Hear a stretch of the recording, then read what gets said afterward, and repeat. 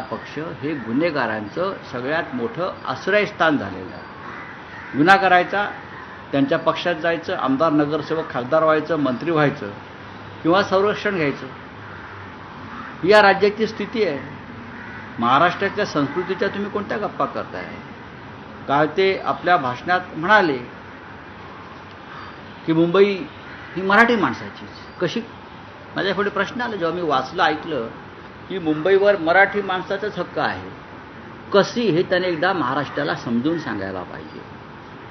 तुम्ही ज्या पद्धतीनं मराठी भाषेवर हिंदी सक्ती लागताय आणि त्रिभाषा सूत्राचा त्रिवार गजर करताय, अशा पद्धतीनं मुंबई मराठी माणसाची होईल?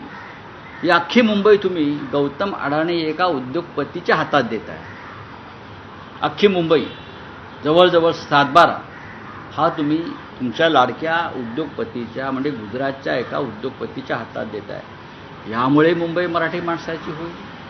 मुंबईचं वीज वितरण आणि वीज बिलाचं कलेक्शन हे सुद्धा गुजरातच्या व्यापाऱ्यांना तुम्ही दिलेलं आहे, त्याच्यामुळे मुंबई मराठी माणसाची होईल? मुंबईतला गिरणी कामगार तिथे कर्जत, वांगणी, शेलूच्या पुढे फेकला जातो आहे, त्याच्यामुळे मुंबई मराठी माणसाची होईल? मुंबईतल्या मराठी शाळा धडाधड बंद पाडल्या जात आहेत, त्याच्यामुळे मुंबई मराठी होईल? मुंबईमध्ये मराठी माणसाची घर घ्यायची ताकद तुम्ही ठेवली नाही।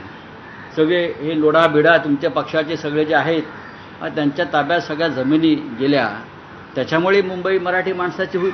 एकदा त्यांनी शांतपणे गिरगाव चौपाटीवरती सगळ्या मराठी माणसांना बोलून सांगावं की या गोष्टीमुळे मुंबईवरती मराठी माणसाचा हक्क आहे, तुम्ही शांत राहा। हे जे महाराष्ट्राच्या बाहेरून डुबे डुबे झोबे हे महाराष्ट्राला आव्हान देत आहेत आणि तुम्ही गप्प बसलाय, त्याच्यामुळे मुंबई मराठी माणसाची होईल? सांगा ना।